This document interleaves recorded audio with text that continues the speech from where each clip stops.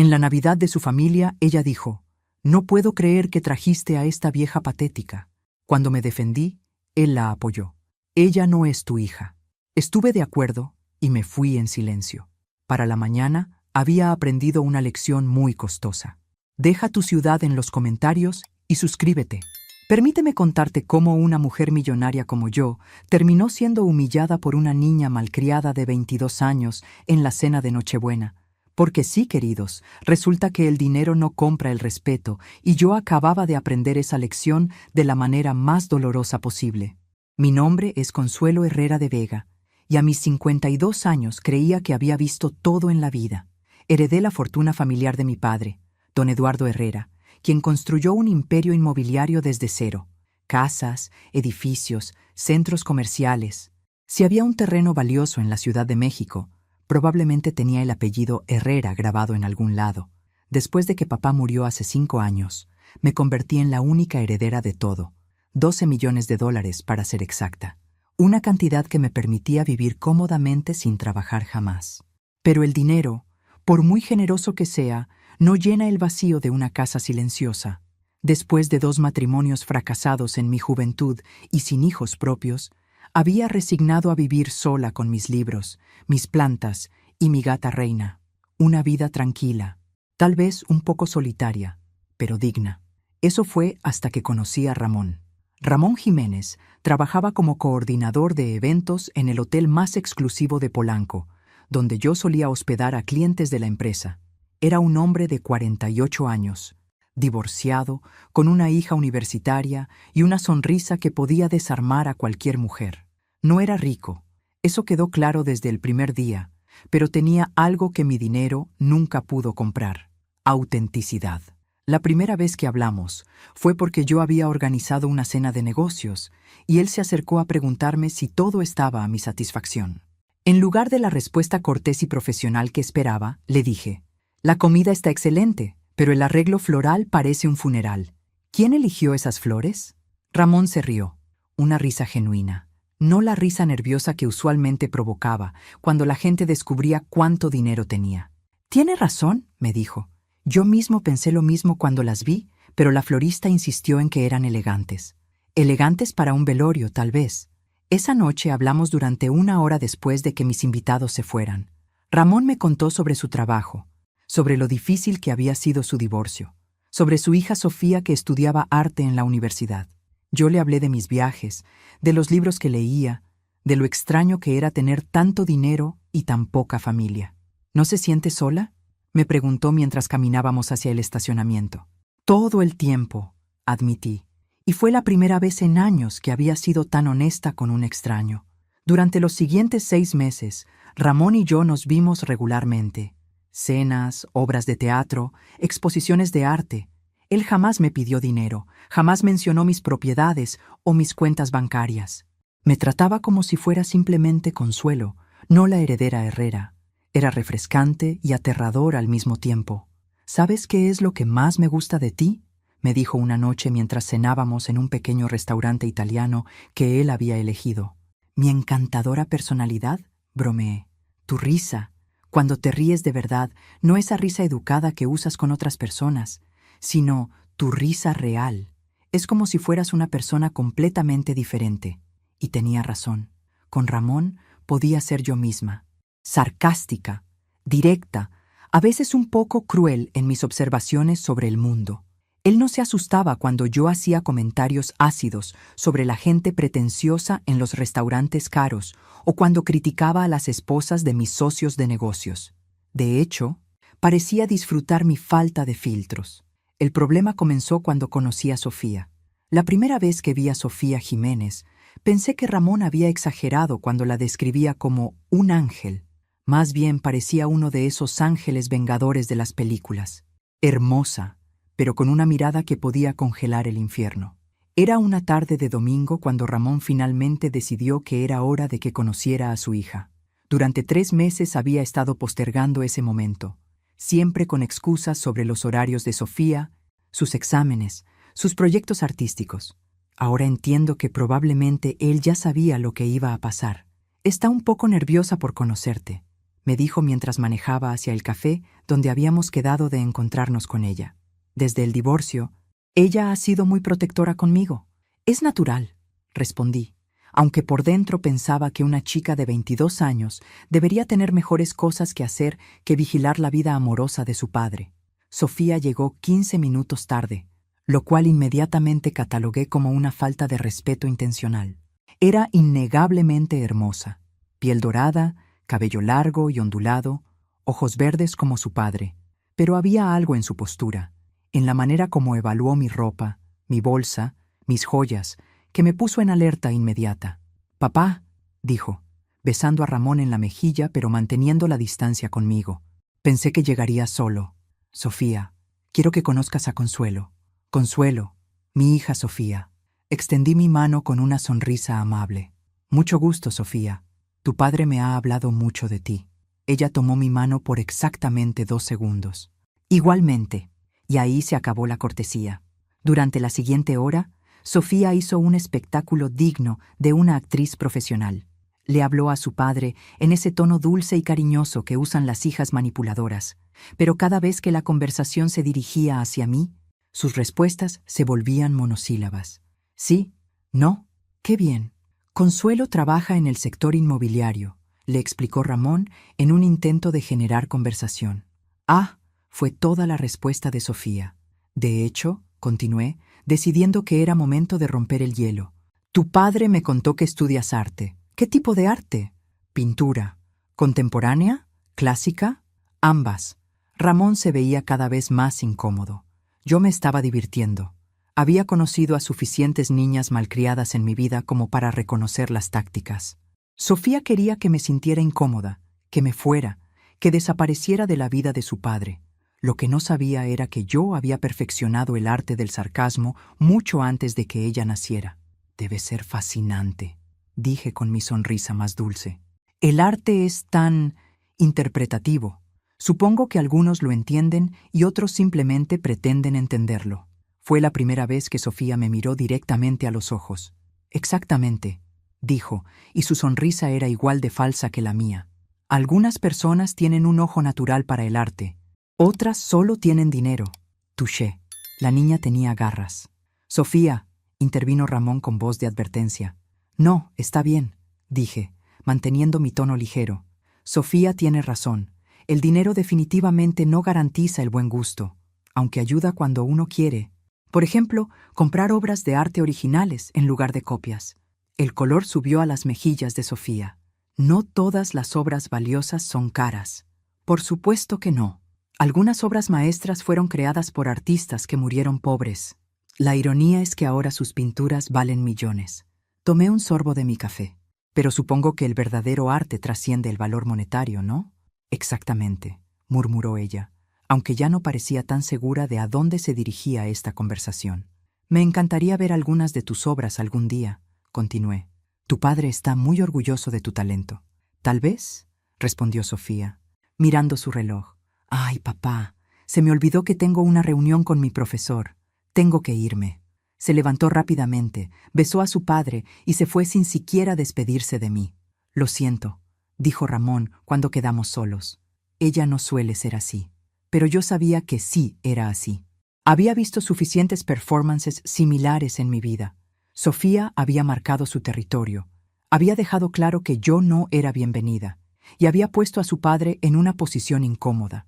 Era una táctica calculada y, debo admitir, bastante efectiva. «No te preocupes», le dije. «Las primeras impresiones pueden ser engañosas». Lo que no le dije era que mi primera impresión de Sofía había sido absolutamente precisa.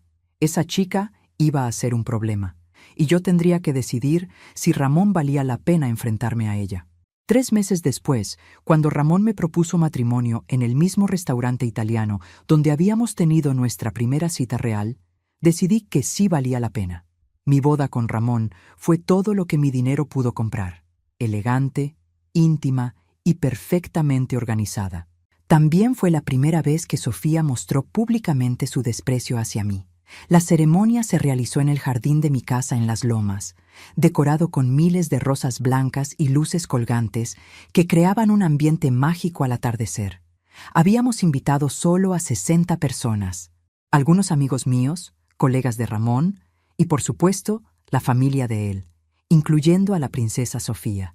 Durante los meses de preparación, había hecho todo lo posible por incluir a mi futura hijastra en las decisiones. Le pregunté sobre los colores, la música, incluso si quería invitar a algún amigo especial. Sus respuestas fueron siempre cortantes y desinteresadas. No importa, es tu boda, fue su respuesta favorita. Técnicamente tenía razón, pero yo había tenido la esperanza de que pudiéramos establecer una relación civilizada. Error mío. El día de la boda, Sofía llegó vestida completamente de negro. Un vestido negro ceñido, zapatos negros, incluso su bolsa era negra. En una boda donde el código de vestimenta claramente especificaba colores pastel, ella parecía ir a un funeral. ¿Negro?, le susurré a Ramón cuando la vio llegar.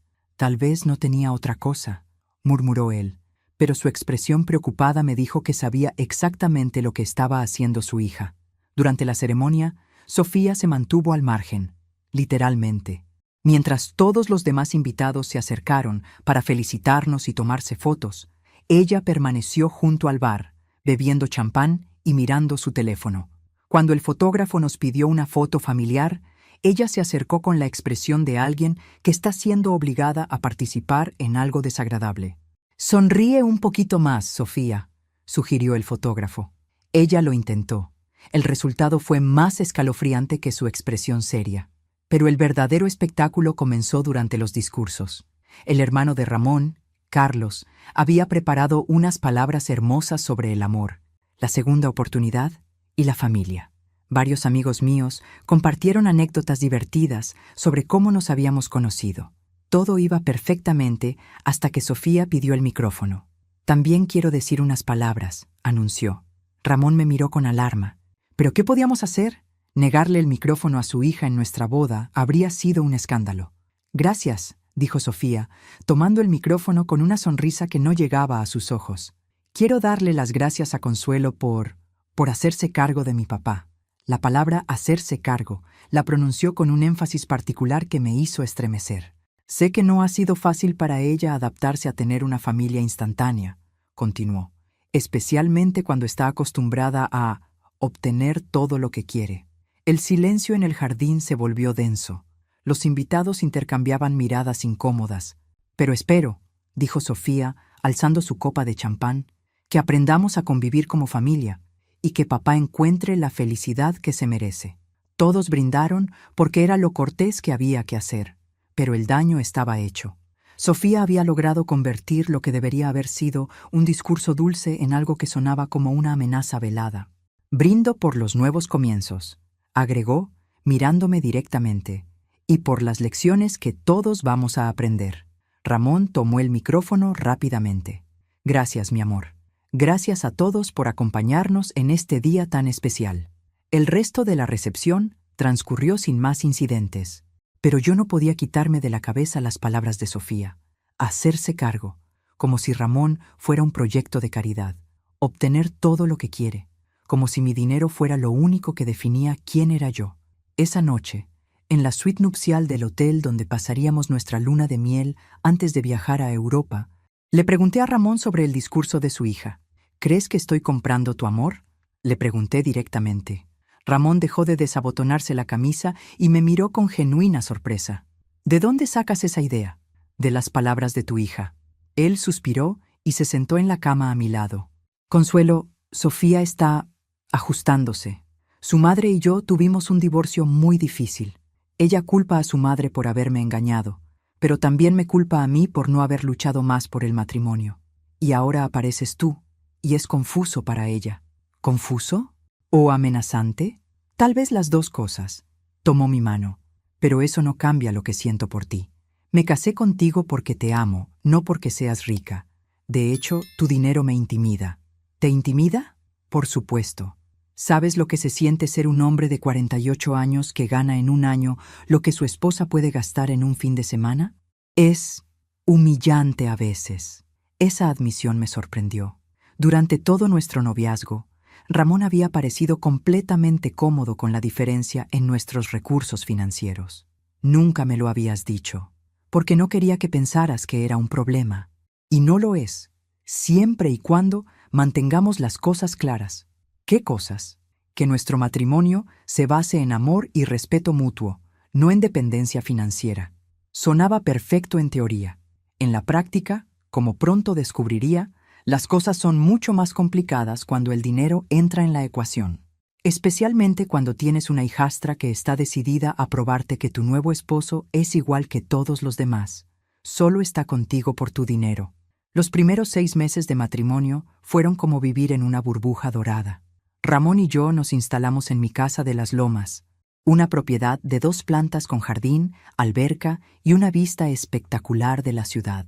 Él aportó su ropa, algunos muebles sentimentales y una actitud genuinamente agradecida por todo lo que yo podía ofrecerle. «Nunca pensé que viviría en una casa así», me dijo una mañana mientras desayunábamos en la terraza, admirando las bugambilias que trepaban por los muros. «Nunca pensé que compartiría esta casa con alguien», le respondí, y era cierto. Después de tantos años viviendo sola, tener compañía durante las comidas, alguien con quien ver películas en la noche, alguien que me preguntara cómo había estado mi día, era un lujo que el dinero no podía comprar. Sofía, por supuesto, tenía otras opiniones. Vivía en un pequeño departamento cerca de la universidad, pero venía a visitarnos todos los domingos para almorzar. Bueno, venía a visitar a su padre. Yo simplemente era una presencia incómoda que tenía que tolerar para poder ver a Ramón. Al principio intenté ser la madrastra comprensiva. Preparaba sus platos favoritos. Le preguntaba sobre sus clases. Incluso le ofrecía ayuda financiera cuando Ramón mencionó que ella tenía problemas para pagar sus materiales de arte. «No necesito tu dinero», fue su respuesta inmediata. «No es mi dinero, es dinero de la familia», traté de explicar. «Ahora somos familia». La mirada que me lanzó hubiera podido derretir acero. «Tú no eres mi familia». Ramón trató de mediar. «Sofía, Consuelo solo quiere ayudar». ¿Ayudar? ¿O comprar mi cariño como hizo contigo? El silencio que siguió fue ensordecedor. Ramón se puso rojo de indignación, pero antes de que pudiera responder, Sofía ya se había marchado. ¿Eso es lo que realmente piensa?, le pregunté cuando quedamos solos. ¿Que compré tu cariño? Por supuesto que no, me aseguró Ramón, pero pude ver la duda en sus ojos. Está molesta. Dice cosas hirientes cuando está molesta. Pero yo sabía que la gente dice la verdad cuando está molesta. Las inhibiciones desaparecen y salen las cosas que realmente piensan. Las cosas escalaron cuando Sofía empezó a tener emergencias financieras. Primero fue el auto. Su viejo Tsuru finalmente murió en medio del tráfico de Reforma y necesitaba transporte para llegar a la universidad. Ramón estaba preocupado. Su salario no le permitía comprarle un auto a su hija, y él no tenía ahorros suficientes. «Yo puedo ayudar», ofrecí durante la cena. «No», dijo Ramón inmediatamente. «Ya has hecho suficiente por nosotros». «¿Suficiente? Ramón, somos matrimonio, lo mío es tuyo». «No funciona así, Consuelo. No quiero que Sofía piense que puede resolver todos sus problemas con tu dinero. ¿Y prefieres que camine bajo la lluvia o tome transporte público a las 10 de la noche?» Esa noche discutimos por primera vez desde nuestra boda. Ramón insistía en que él encontraría una manera de ayudar a su hija sin involucrar mi dinero. Yo argumentaba que era ridículo tener los recursos para solucionar el problema y no usarlos por orgullo masculino. Al final, llegamos a un compromiso. Yo compraría el auto, pero sería un préstamo que Sofía me pagaría cuando empezara a trabajar después de graduarse. Un Honda Civic usado pero confiable que costó 180,000 pesos. Cuando le dimos las llaves a Sofía, su reacción fue interesante. «Gracias, papá», dijo, abrazándolo. «En realidad», corrigió Ramón, «Consuelo compró el auto. Tú se lo vas a pagar cuando tengas trabajo». Los ojos de Sofía se endurecieron cuando me miró. «¿Cuánto interés me vas a cobrar?». La pregunta me tomó por sorpresa. «No hay interés. Es un préstamo familiar. ¿Sin contrato? ¿Sin fechas de pago? ¿Qué garantías tienes de que te voy a pagar?». «La garantía de que eres la hija de mi esposo», respondí, empezando a irritarme. «¿Y si no te pago? ¿Me vas a demandar?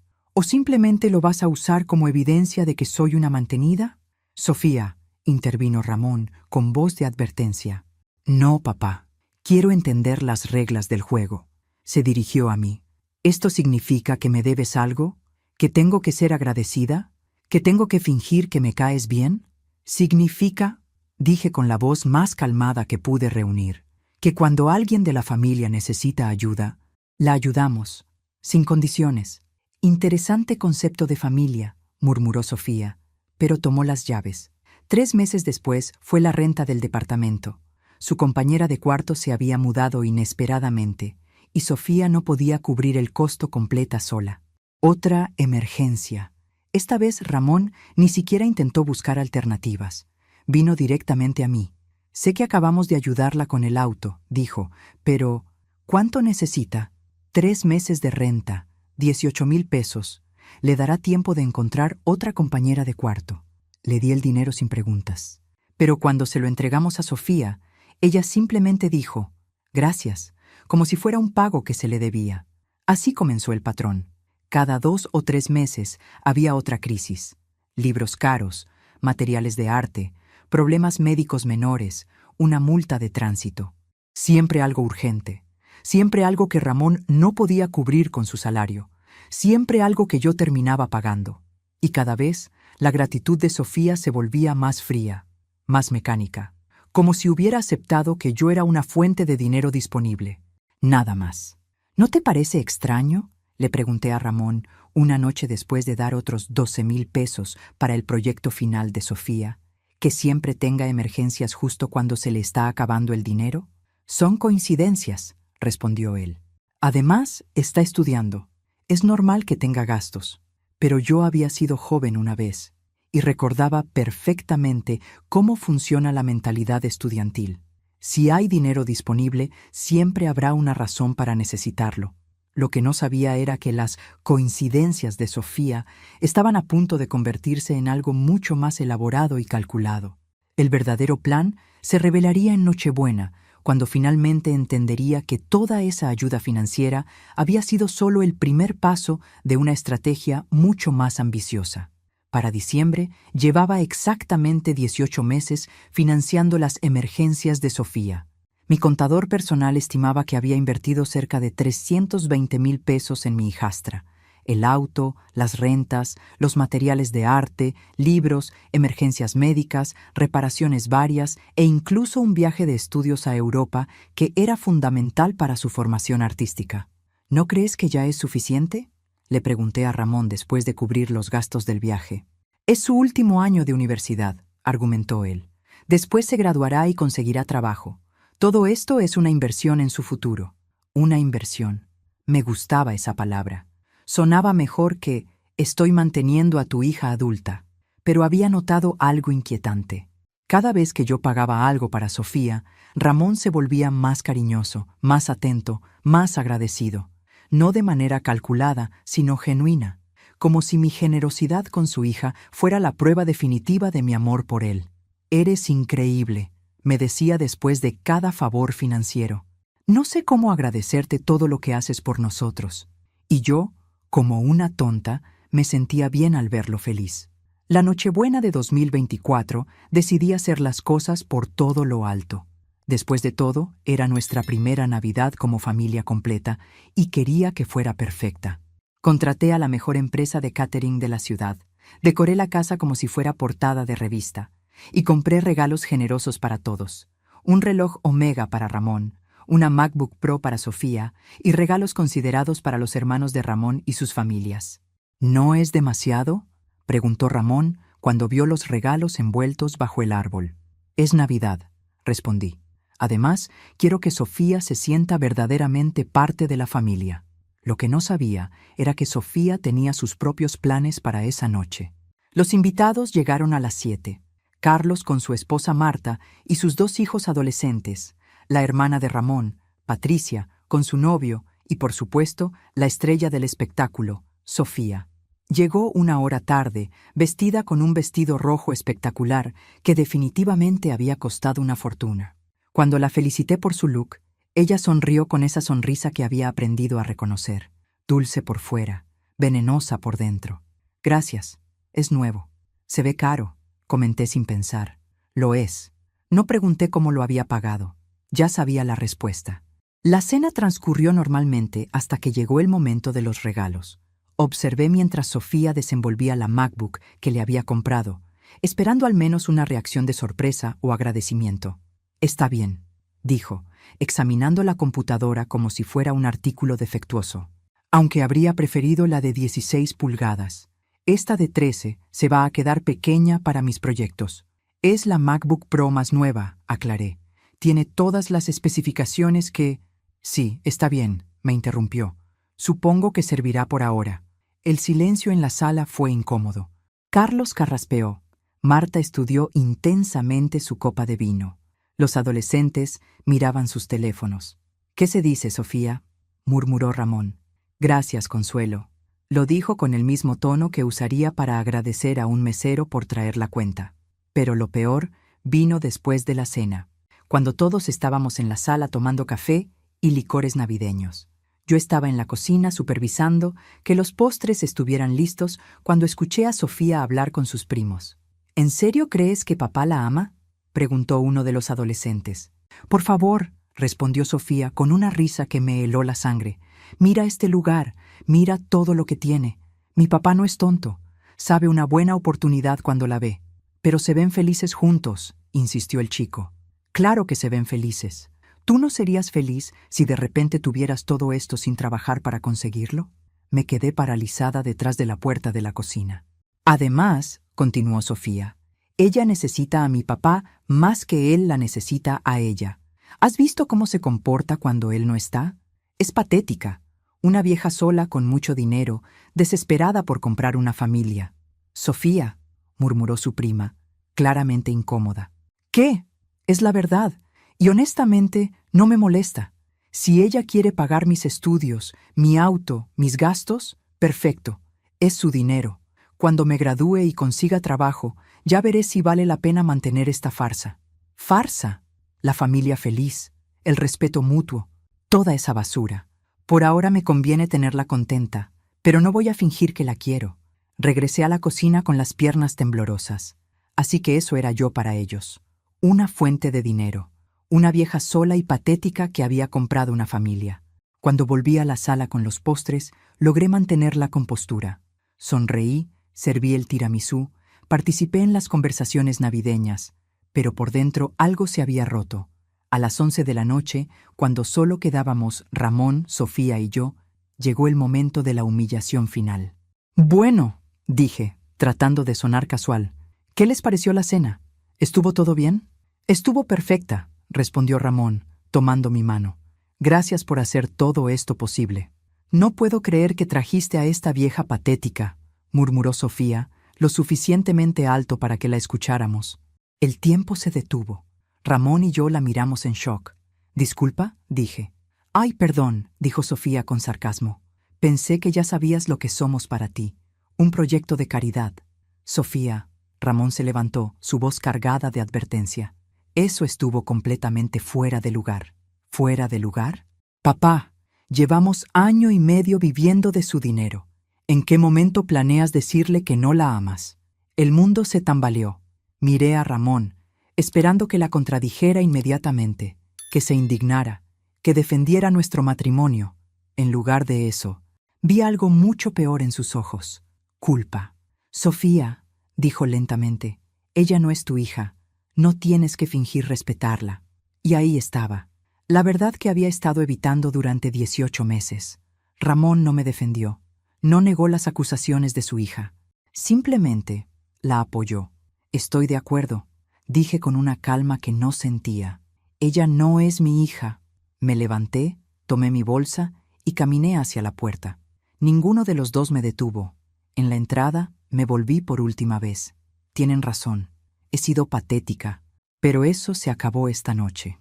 Manejé hasta el Hotel Four Seasons y pedí la suite presidencial. Esa noche, sola en una habitación que costaba más que el salario mensual de Ramón, finalmente entendí la lección que había estado evitando. El dinero no compra amor, pero la gente definitivamente finge amor para obtener dinero. Y yo, la gran empresaria, la heredera inteligente, había sido la tonta más grande de todas. Pero eso estaba a punto de cambiar. Para la mañana, habría aprendido exactamente cuán costosa había sido mi lección. A las 6 de la mañana siguiente, desperté en el Four Seasons con una claridad mental que no había tenido en meses. Pedí café al servicio de habitación, abrí mi laptop y hice algo que debería haber hecho desde el primer día: revisar todas mis cuentas bancarias. Como empresaria exitosa, siempre había mantenido un control estricto de mis finanzas, pero desde que me casé con Ramón, había confiado más en mi asistente contable, Mercedes, para manejar los pagos rutinarios. Después de todo, ¿qué eran unos cuantos miles de pesos cuando tenía millones? Resulta que habían sido muchos más que unos cuantos miles. Mercedes llegó al hotel a las 8 con una pila de estados de cuenta, recibos y documentos que le había pedido. Era una mujer de 60 años que había trabajado para mi familia durante 20 años, y su expresión preocupada me dijo que ella también había notado algo extraño.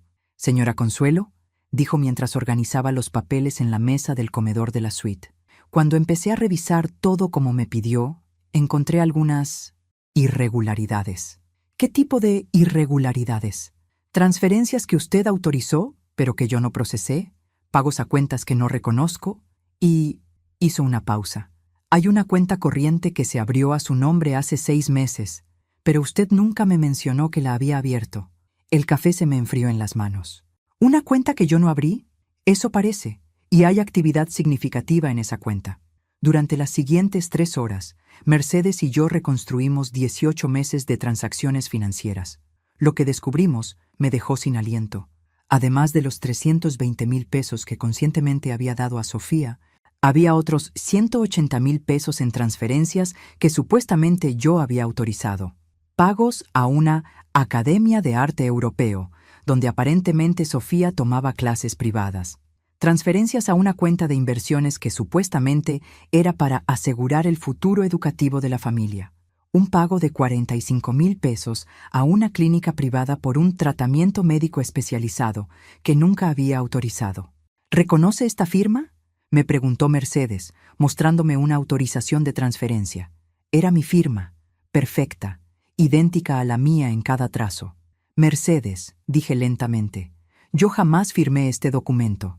Lo imaginé. La fecha corresponde al día que usted estaba en Cancún con el señor Ramón. El día de su aniversario de bodas.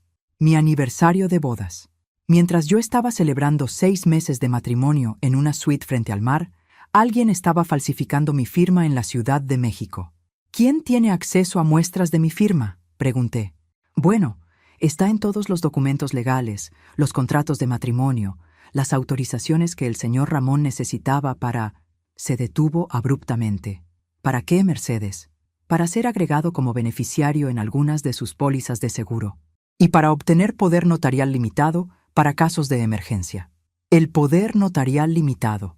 Lo recordaba perfectamente. Ramón había dicho que era una precaución estándar entre matrimonios, por si algo me pasara y él necesitara acceso a fondos para emergencias médicas. Mi abogado había redactado un documento muy específico que le permitía acceder solo a una cuenta con 100,000 pesos en caso de emergencia hospitalaria. Mercedes, tráeme todos los documentos relacionados con ese poder notarial. Cuando vi los papeles, mi sangre se convirtió en hielo. El documento que tenía en mi archivo personal efectivamente limitaba el poder de Ramón a 100,000 pesos para emergencias médicas. Pero el documento que Mercedes había encontrado en los registros del banco era diferente. Muy ligeramente diferente, pero suficiente. Este le daba a Ramón acceso a cuentas designadas para gastos familiares y educativos, sin límite específico de cantidad. ¿Cómo es posible que tengamos 2 versiones diferentes del mismo documento?, pregunté. Mercedes me miró con la expresión de alguien que preferiría estar en cualquier otro lugar. Señora, creo que necesitamos llamar a su abogado, y tal vez también a la policía. Pero yo no quería llamar a la policía. Todavía no. Primero necesitaba entender exactamente qué había pasado, quién estaba involucrado y cuánto dinero había perdido. Mercedes, quiero que contrates a un investigador privado, el mejor que puedas encontrar, y quiero que esto se mantenga completamente confidencial. ¿Va a confrontar al señor Ramón? La pregunta me hizo reír, pero no era una risa alegre. Todavía no. Primero voy a dejar que siga pensando que soy una vieja patética y confiada. porque había aprendido algo importante la noche anterior. La gente te subestima cuando cree que eres vulnerable, y yo estaba a punto de usar esa subestimación a mi favor. Esa tarde regresé a casa como si nada hubiera pasado. Ramón estaba en la terraza, leyendo el periódico y tomando café. Se levantó inmediatamente cuando me vio, con expresión de preocupación.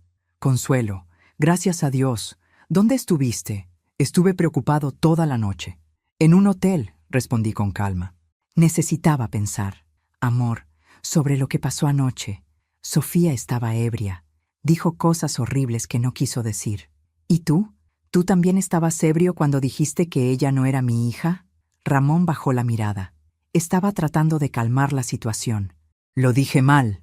«¿Lo dijiste mal o dijiste lo que realmente piensas?» «Te amo, Consuelo. Eso no ha cambiado». Era interesante cómo no había respondido mi pregunta directamente, pero decidí dejarlo pasar, por ahora. «Está bien», dije. Todos dijimos cosas hirientes. Tal vez es momento de establecer algunos límites. ¿Qué tipo de límites? Respecto al dinero, creo que he sido demasiado generosa, y eso no le hace bien a nadie. Vi un destello de pánico en sus ojos antes de que pudiera controlarlo. ¿A qué te refieres? Simplemente que tal vez Sofía necesita aprender a manejar sus propios gastos, como adulta que es. «Por supuesto», dijo rápidamente. «Tienes razón. Ha dependido demasiado de nosotros». Nosotros. Como si él hubiera contribuido con algo más que esperma en la ecuación financiera. Esa noche, mientras Ramón dormía a mi lado, recibí un mensaje de texto de un número desconocido. «Investigación iniciada. Primeros resultados en 48 horas. L. Mendoza». Luis Mendoza era el investigador que Mercedes había encontrado. Ex policía federal, especializado en fraude financiero y casos de familia. Según sus referencias, era discreto, eficiente y tenía una tasa de éxito del 95% en casos similares al mío. En 48 horas sabría exactamente qué habían estado haciendo mi esposo y mi hijastra con mi dinero. Lo que no sabía era que la verdad sería mucho peor de lo que imaginaba. Luis Mendoza resultó ser un hombre de unos 50 años, delgado, con ojos que parecían fotografiarlo todo. Nos encontramos en un café discreto en la colonia Roma, lejos de cualquier lugar donde Ramón o sus conocidos pudieran vernos. «Señora Herrera», comenzó usando mi nombre de soltera como le había pedido. «Tengo información, pero no todas son buenas noticias. Prefiero la verdad completa». Abrió una carpeta y extendió fotografías sobre la mesa. Su esposo y su hijastra han estado trabajando juntos desde antes de su matrimonio. La primera fotografía mostraba a Ramón y Sofía en un café, inclinados sobre unos papeles. La fecha en la esquina indicaba que había sido tomada 2 semanas antes de nuestra boda. ¿Trabajando en qué? En su plan para acceder a su dinero. Mostró más fotografías. Esta es Sofía saliendo de una notaría en Polanco hace 6 meses. Esta es la misma notaría donde se procesó la modificación de su poder notarial. Mi estómago se revolvió. ¿Sofía modificó el poder notarial? No directamente, pero contrató al notario que lo hizo. Un hombre llamado Héctor Ruiz que perdió su licencia el mes pasado por falsificación de documentos. ¿Perdió su licencia? Está siendo investigado por la Procuraduría por múltiples casos de fraude. Su caso no es el único. Luis continuó mostrándome evidencia. Fotografías de Ramón entrando y saliendo de bancos. Sofía reuniéndose con personas que no reconocía. Documentos que claramente mostraban un patrón de comportamiento planeado y ejecutado meticulosamente. «¿Cuánto dinero han tomado en total?», pregunté. «Según mis cálculos, aproximadamente 650,000 pesos en los últimos 18 meses. Más de $500,000 Dinero que podría haber comprado una casa, pagado una educación universitaria completa o asegurado la jubilación de una familia entera. ¿Y la cuenta bancaria que Mercedes encontró? Abierta por su esposo usando el poder notarial falsificado. El dinero de esa cuenta ha sido transferido sistemáticamente a 3 destinos. Una cuenta personal de Sofía, una cuenta personal de Ramón y...» Hizo una pausa. «Pagos a un abogado especializado en divorcios». El mundo se detuvo. ¿Un abogado de divorcios? Licenciado Roberto Castellanos, especialista en casos de divorcio donde hay disparidad económica significativa entre cónyuges. ¿Ramón está planeando divorciarse de mí? Según mis fuentes, Ha estado consultando sobre sus derechos en caso de divorcio desde hace 4 meses, específicamente sobre qué porcentaje de sus bienes le correspondería después de 2 años de matrimonio. 2 años. El tiempo mínimo requerido por ley para poder reclamar una parte significativa de los bienes matrimoniales. ¿Hay más? Luis me miró con compasión genuina. Señora, su esposo ha estado documentando supuestos episodios de comportamiento errático de su parte. ¿Qué tipo de episodios? Fotografías suyas tomadas en momentos donde parece confundida o desorientada. Grabaciones de audio donde su voz suena alterada. Reportes médicos falsos que sugieren deterioro mental relacionado con la edad. La habitación empezó a girar. ¿Reportes médicos falsos? Creados por un médico que perdió su licencia el año pasado. El mismo médico que supuestamente la trató por esos 45,000 pesos que aparecen en sus estados de cuenta. ¿Me están preparando para declararme mentalmente incompetente? Esa parece ser la estrategia de respaldo. Si el divorcio no les da acceso suficiente a su dinero, el siguiente paso sería que Ramón obtuviera tutela legal sobre usted por incapacidad mental. Me recosté en la silla, tratando de procesar la magnitud de la traición. No era solo que me hubieran robado dinero. Habían estado construyendo meticulosamente un caso legal para robarme todo. Mi dinero, mi autonomía, mi dignidad. ¿Cuánto tiempo tengo antes de que implementen este plan? Según las fechas de las citas con el abogado, están planeando iniciar el proceso legal después del 2º aniversario de su matrimonio. Eso les da unos 6 meses más. 6 meses más de fingir que me amaban mientras construían la jaula legal donde pensaban encerrarme. Luis, necesito que documentes todo esto oficialmente. Cada transacción, cada fotografía, cada documento falsificado, y necesito que encuentres la manera de rastrear exactamente dónde está ese dinero ahora. ¿Está planeando tomar acciones legales? Sonreí, y por primera vez en días fue una sonrisa genuina. Estoy planeando algo mucho mejor que acciones legales. Esa noche llegué a casa con una estrategia clara. Ramón estaba en la cocina preparando la cena, un gesto que antes me habría parecido romántico. Ahora sabía que era parte del performance. ¿Cómo estuvo tu día?, preguntó besándome en la mejilla. Tranquilo. Fui de compras, almorcé con Mercedes, lo usual. ¿Qué compraste? Nada especial. Aunque vi un collar hermoso en Cartier que me gustó. Vi cómo se le iluminaron los ojos. ¿Lo compraste? No, es muy caro. Tal vez para mi cumpleaños. Mi cumpleaños era en 3 meses. Perfectamente dentro del timeline que tenían planeado. Claro, dijo con esa sonrisa cálida que ahora sabía que era completamente falsa. Te mereces cosas hermosas. Me merecía muchas cosas. Honestidad, respeto, un matrimonio real. Lo que iba a obtener era justicia. Y ellos iban a aprender que subestimar a una mujer de 52 años con millones de dólares y nada que perder era el error más caro de sus vidas. Durante las siguientes 3 semanas, me convertí en la esposa perfecta, cariñosa, generosa y aparentemente completamente inconsciente de lo que estaba pasando. Era un papel que interpreté con la dedicación de una actriz profesional. Mi amor, le dije a Ramón una mañana durante el desayuno. He estado pensando en lo que dijiste sobre Sofía. Tienes razón, he sido demasiado indulgente con ella. ¿En serio? Su expresión era de esperanza cautelosa. Sí, una chica de su edad necesita aprender responsabilidad. Tal vez es hora de que empiece a cubrir sus propios gastos. Creo que es una excelente idea, dijo, pero pude notar la tensión en su voz. Sin mis contribuciones constantes, sus finanzas personales estarían más apretadas. De hecho, continué casualmente, creo que todos deberíamos ser más cuidadosos con el dinero. He estado revisando nuestros gastos y hemos estado viviendo por encima de nuestras posibilidades. Era mentira. Por supuesto, con mi fortuna podríamos haber vivido como jeques árabes sin que afectara mi patrimonio neto.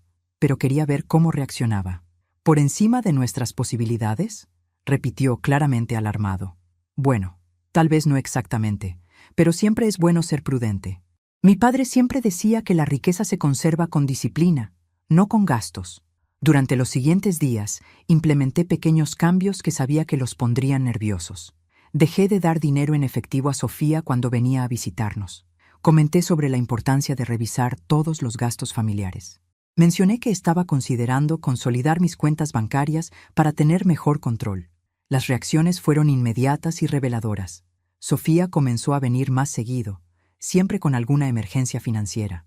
Un problema con su auto que requería 15,000 pesos de reparación inmediata. Materiales para su proyecto de tesis que costaban 8,000 pesos.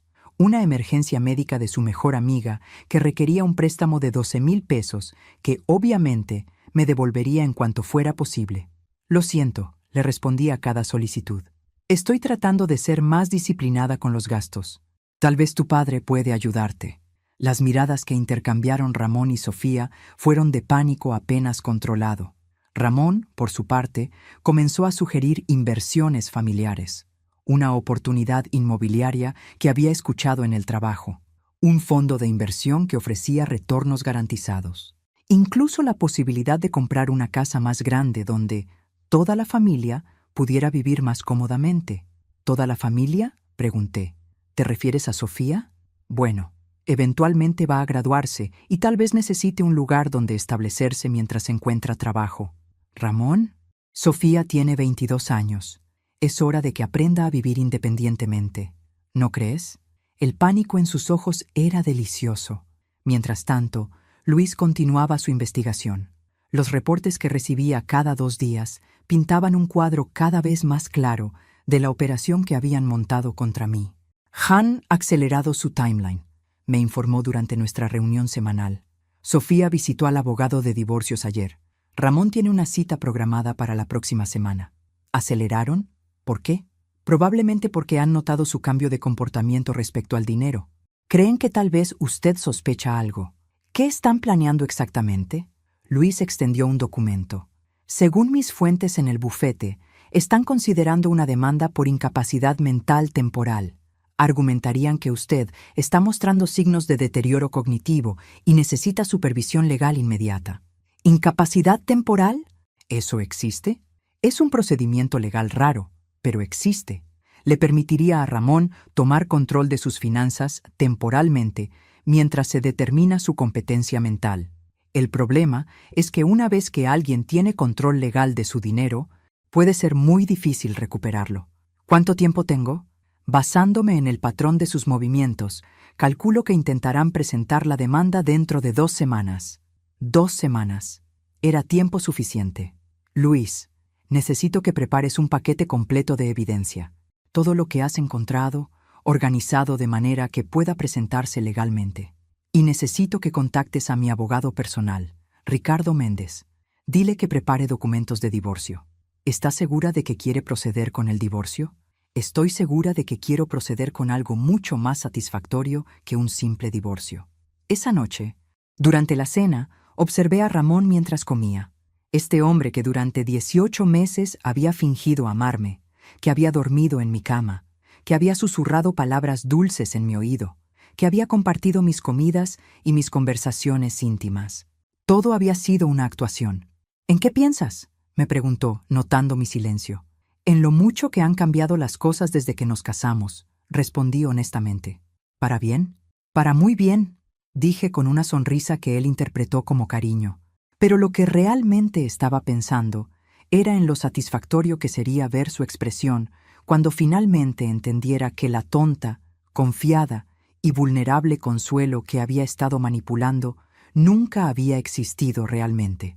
La verdadera Consuelo, la mujer que había heredado y multiplicado una fortuna familiar, la mujer que había sobrevivido a 2 divorcios y había construido un imperio, estaba a punto de recordarles por qué nunca se debe subestimar a una mujer con recursos ilimitados y absolutamente nada que perder. El momento de la verdad llegó exactamente como Luis había predicho. Una mañana de martes, mientras yo fingía estar en mi clase de yoga, Ramón recibió una llamada que cambió todo. Por supuesto, yo no estaba en yoga. Estaba en el estacionamiento de un edificio de oficinas, escuchando a través de los dispositivos de audio que Luis había instalado discretamente en nuestra casa la semana anterior. No era legal, pero tampoco lo era robar $500,000 de una esposa confiada. Sí, licenciado Castellanos, escuché que decía Ramón. ¿Esta tarde? ¿Está seguro de que es el momento correcto? Una pausa larga. Entiendo. Sí, Tengo todas las fotografías y los reportes médicos. ¿Y después de presentar la demanda? ¿Cuánto tiempo tomará? Otra pausa. Perfecto. Sofía estará allí también. Sí, ella tiene copias de todo. Cuando terminó la llamada, inmediatamente marcó el número de Sofía. Mi amor, es hora. El abogado quiere que vayamos esta tarde. Trae todos los documentos que hemos estado preparando. ¿Estás seguro, papá? ¿Y si ella sospecha algo? No sospecha nada. Esta mañana me preguntó si podíamos ir juntos a Acapulco el próximo fin de semana. Si supiera lo que estamos planeando, no estaría haciendo planes de viaje. Se rieron. Los dos se rieron como si fuera la broma más divertida del mundo. Conduje de regreso a casa con las manos temblando de furia. No de tristeza, no de dolor, sino de una rabia pura y cristalina que me daba una claridad mental perfecta. Cuando llegué, Ramón estaba en la ducha. Aproveché para revisar su teléfono, que había dejado en el buró. Los mensajes con Sofía de las últimas semanas me mostraron exactamente lo que habían estado planeando. Papá, creo que está sospechando. Ayer me preguntó específicamente sobre mis gastos. Mantén la calma. Solo unas semanas más. ¿Y si decide cambiar sus cuentas de banco antes de que podamos actuar? No lo hará. Sigue fingiendo que no sabe nada.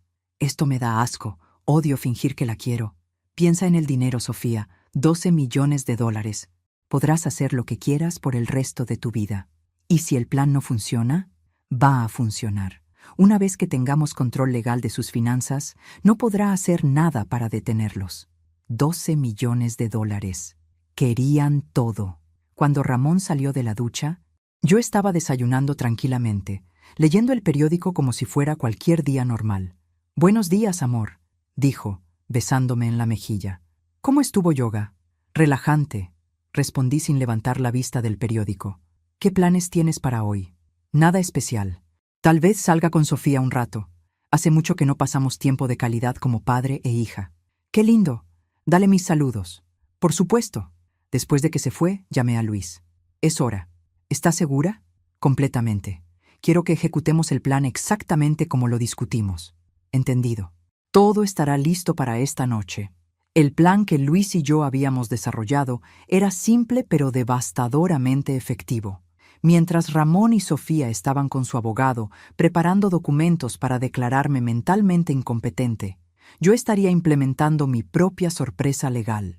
A las 2 de la tarde, mi abogado Ricardo Méndez presentó 3 demandas simultáneas, una demanda civil por fraude y robo contra Ramón y Sofía, una demanda criminal por falsificación de documentos contra el notario corrupto que habían contratado, y una orden de congelamiento inmediato de todas las cuentas bancarias relacionadas con el caso. A las 3 de la tarde, Luis entregó copias de toda la evidencia que había recopilado a la Procuraduría General de Justicia, junto con grabaciones de audio de las conversaciones entre Ramón y Sofía, donde discutían abiertamente su plan de robo. A las 4 de la tarde, agentes de la Policía Ministerial llegaron al bufete del licenciado Castellanos con órdenes de arresto por conspiración para cometer fraude. Y a las 5 de la tarde, cuando Ramón me llamó desde la delegación, yo estaba sentada en mi terraza, tomando una copa de vino y disfrutando de la puesta de sol más hermosa que había visto en años. «Consuelo, necesito que vengas inmediatamente. Ha habido un terrible malentendido». «¿Un malentendido?», pregunté con voz genuinamente curiosa. «¿Sobre qué?» «La policía dice que he robado dinero». «Es ridículo. Tú sabes que yo jamás haría algo así». «Ay, Ramón», dije con la voz más comprensiva que pude reunir. «¿Estás seguro de que es un malentendido?» «Por supuesto que estoy seguro. Consuelo, necesito que contrates al mejor abogado que puedas encontrar». «Esto es una pesadilla». «Bueno», dije, tomando otro sorbo de vino. «Tal vez deberías llamar al licenciado Castellanos. Después de todo, ya estás pagándole con mi dinero». El silencio del otro lado de la línea fue absoluto.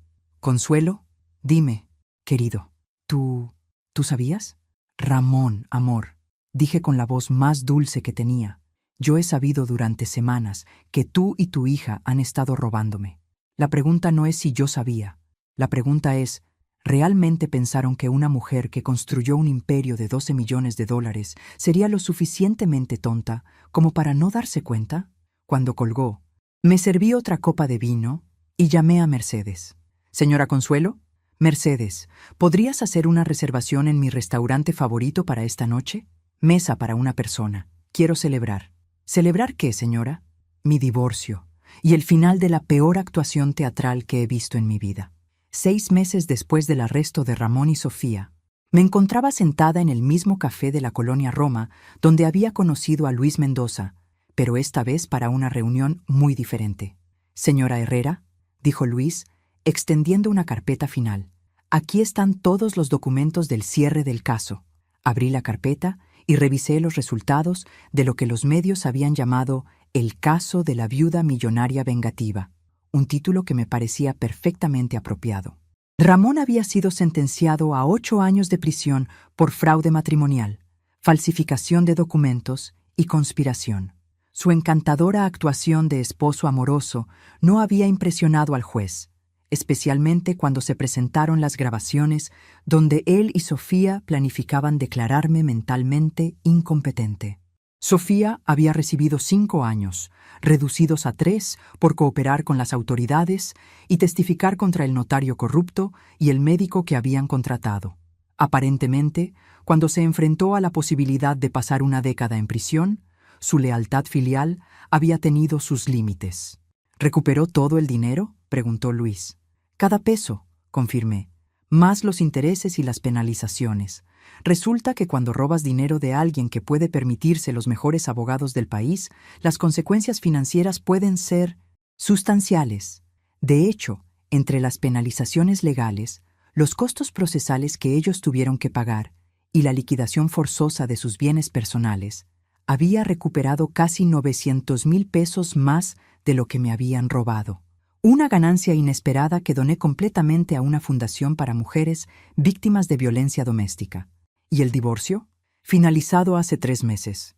Curiosamente, cuando tu esposo está en prisión por robarte, es muy fácil argumentar que el matrimonio fue fraudulento desde el principio.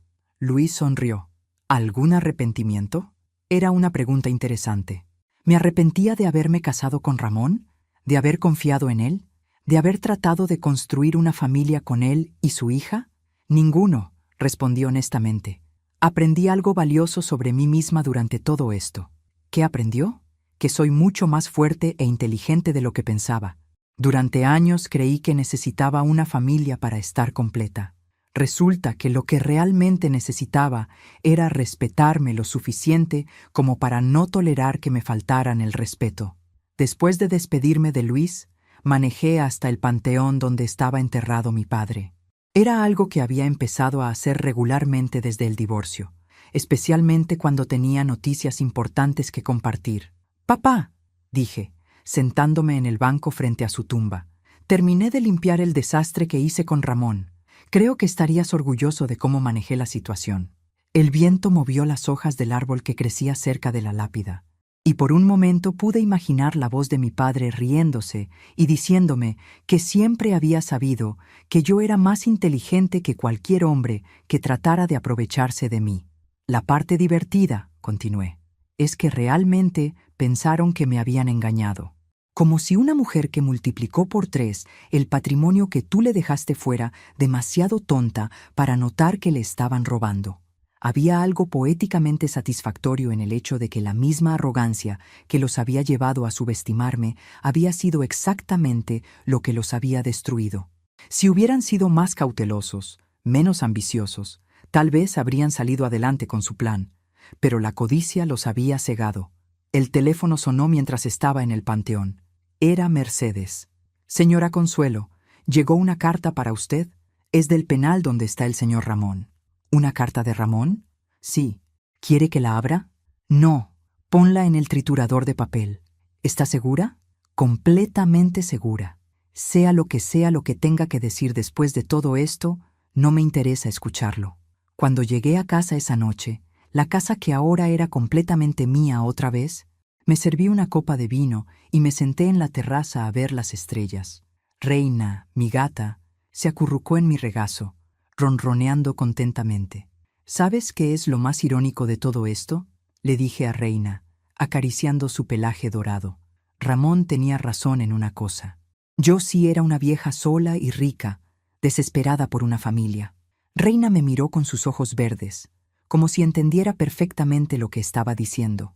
Pero lo que él no entendió es que hay una diferencia enorme entre querer una familia y estar dispuesta a pagar cualquier precio por una familia falsa.